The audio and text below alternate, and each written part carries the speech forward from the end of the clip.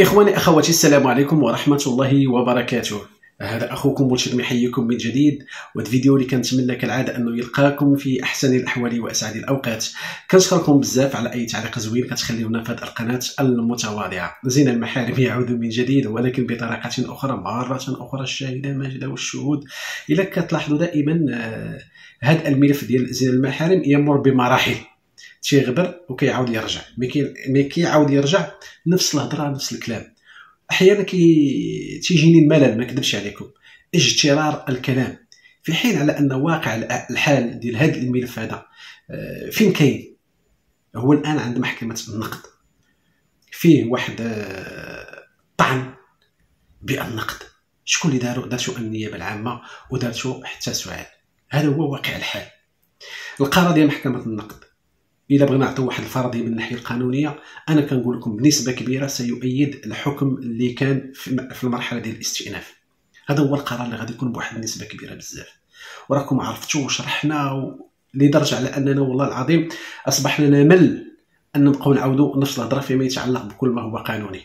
السؤال الوحيد اللي يقدر الواحد يطرحه على نفسه في هذا الملف ديال زنا المحارم، ما يبقاش حاضي غير براءة الأب أو الزوج، ولا سميوه كما بغيتو.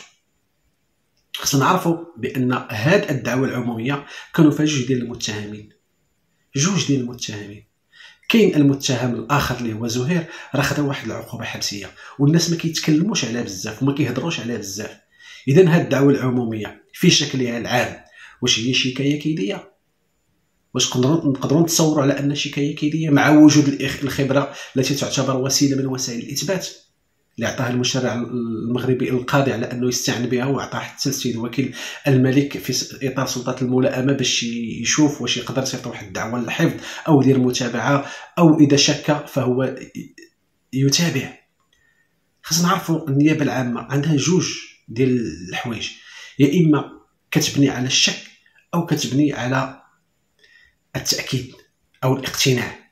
إذا شكت تابعت، كتابع. ما يمكنش النيابة العامة غتشك وتقول أنا شكيت ولكن بلا ما نتابع، ولا كتشك كتقول أنا غنتابع.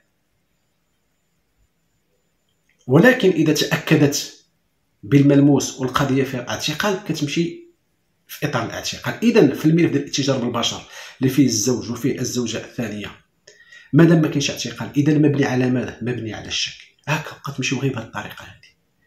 غير هو الشك في الماده الاولى من قانون المسطره الجنائيه يفسر لصالح المتهم. هادشي هو الناس خاصهم يديروه، يمشيو بهذه الطريقه هذه، غتكونوا مرتاحين وغادي الامور بخير. عندنا ملف في المحكمه، علاش ما تعتقلش شي واحد؟ لان كاين هناك واحد الشك. كون كان عندنا الاقتناع 100% غنصيفطوا في حاله اعتقال. ملي كنشوفوا مثلا شي قضيه فيها كفاله ماليه وكاين المتابعه وكاين صك الاتهام، فهذا اش تنقولوا بانه متابع في حاله صراح بدون كفاله. كاين شكوك ولكن يقدر يمشي في اطار واحد العقوبات. هكا كتمشي الامور. غير بالعقل تفكروا غتكونوا مرتاحين. اذا هذا الملف ديال زنا المحارم هو معروف بزنا المحارم اعلاميا، ولكن كواقع الحال في المحكمة باش معروف البحث على شي واحد يا إما مغتصب أو غرر بتلك القاصر. وكانوا جوج ديال المتهمين حطهم السيد وكيل العام للملك، حطهم أو السيد قاضي التحقيق هو اللي كان كمل التحقيق وصيفطوا لغرفة الجنايات.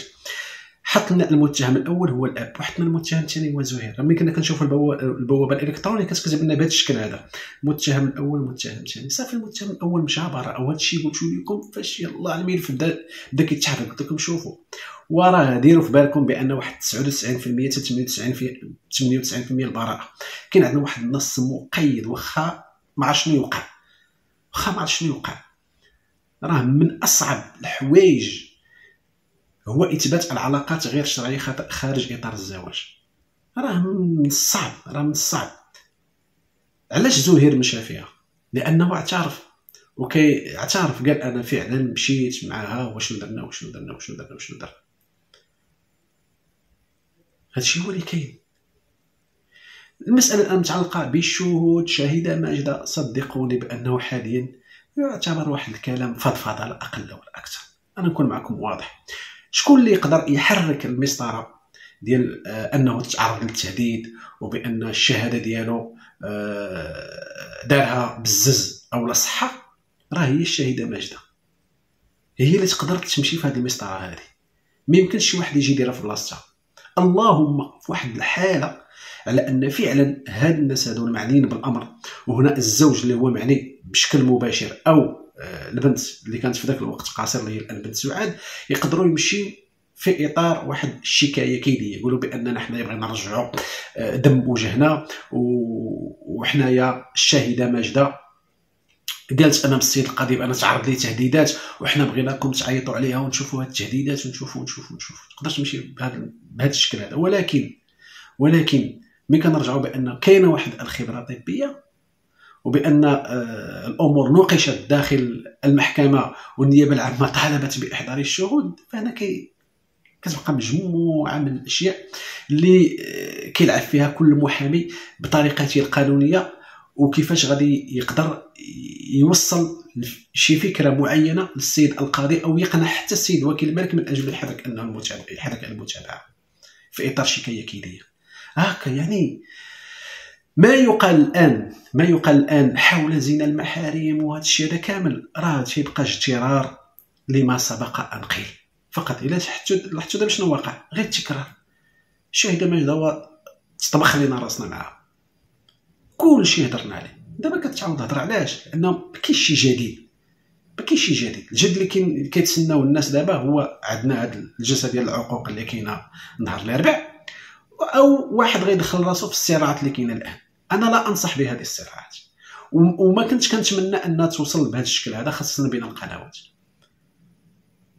كتعرفوا حنا في هذه القناه راكم عارفين نشرح نوضحوا غادي بهذا الشكل هذا. الصراعات ما غتفيد في والو. علاش ما غتفيد في والو؟ تسيء الينا. وحتى ملي تنرجعوا للخطاب ديال او المرافعه ديال سيد وكيل الملك بمحكمه عين الساعه بين الدار البيضاء، شنو تيقول؟ تيقول المعاطيه. هكا قال هو المعاطيه وخلاه. واش نقدروا حنا نوصلوا على اننا نتعاطوا بعضياتنا ونعطيو واحد الاسلوب خايب علينا حنايا، في حين على ان الوضع كان يستحق مناقشه الامر من زاويته ديال الراي العام، وكل واحد يعطي ويعبر كما بغى في اطار الاحترام. والفصل 25 من الدستور المغربي واضح وضوح الشمس. هادشي هو اللي كاين فيما يتعلق بزنا المحارم، راه هذا بشكل واضح وبادل للعيان. حتى لما كان زنا المحارم راه عندنا متهم راه تحكم وخرج دوز عقوبه ديالو اللي هو زهير. هكذا تمشي الامور. باقي التفاصيل الاخرى ما يمكنش حنا نهضروا عليها هكذا غير في السوشيال ميديا، حيت بزاف الاخوه والاخوات كيصيفطوا لي اخي وتشبي ما رايك كتعرفونا حنا توضع شي حاجه في المحكمه غادي نناقشوها. ما يمكنش نناقش انا الفراغ. انا ما عنديش معلومه، ما كنتواصل مع حد، ما عندي لا معلومات لا والو. نقول لكم عندي الحصري بعض المرات كتوصلنا شي اخبار شي جمره ولا ثلاثه، وكنت قلت لكم بان من مصادر موثوقه لان فعلا هذيك المصادر عطاتنا داك الشيء هو اللي كاين وداك الشيء هو اللي لقيتوه. غير ذلك راه حنا ملي كيتحط في المحكمه راه تنشرحوا لكم، والفرضيه دائما كتمشي في اطاره الصحيح بفضل من الله عز وجل. الان اليوم هناك حديث على جمعيات اخرى دخلت على الخط فيما يتعلق بالمطالبه باغلاق القنوات. هذا الشيء كيبقى واحد الامر جيد وحنا معاه، والهاشتاغ اللي كيندير العقوق تحول الى مطلب جماعي للمغاربه اغلاق القنوات. ملي تقول اغلاق القنوات حنا تنقول اغلاق القنوات، واللي بغات تغلق. هذا الشيء كيبقى خاص بالقضاء المغربي. القاضي الا مشات تتحركت هذه الدعاوي بالفعل ومشات في اطار يعني قانوني كما تنقولوا صافي اصبح كواقع داخل رداءات المحاكم، هذيك الساعه حنا عاد غادي نشوفوا شكون هاد القنوات والاسماء ديالهم وداكشي. اما دابا تيبان لي بان الموضوع سابق لاوانه، مادا على ان الامور تناقش على السوشيال ميديا. باش هذا الفيديو ما يكونش طويل غنمشي غنناقش معكم واحد الموضوع ديال الضريبه الطوعيه. كتعرفوا الضريبه الطوعيه مؤخرا قبل راس العام الحكومه قالت لكم الناس اللي مخبيين شي فلوس يمشيو يحطوهم وغنحيدوا عليهم واحد 5%. كنت شرحت هذا الموضوع هذا، قلت بان الموظفين غير معنيين وما الى ذلك. الان دابا الجاليه المغربيه المقيمه بالخارج كتطرح التساؤل، مغاربه اللي برا كتلقاه كيجي يدخل واحد المبلغ مالي كيصرفو، اما كيبغي يمشي يشري به شي عقار كيخبي الفلوس، كاين اللي يدير حساب بنكي تيخبي به الفلوس.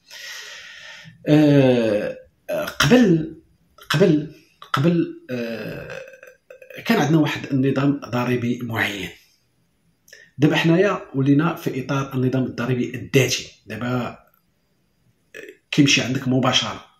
نعطيكم واحد المثال قبل ما نرجع للجاليه المغربيه المقيمه بالخارج. كنا كنسمعوا شي واحد عنده فلوس بزاف و اش كيدير؟ تيمشي تيكتبها بسميه مرتو ولا سميه ولدو القاصر وتيقول صافي.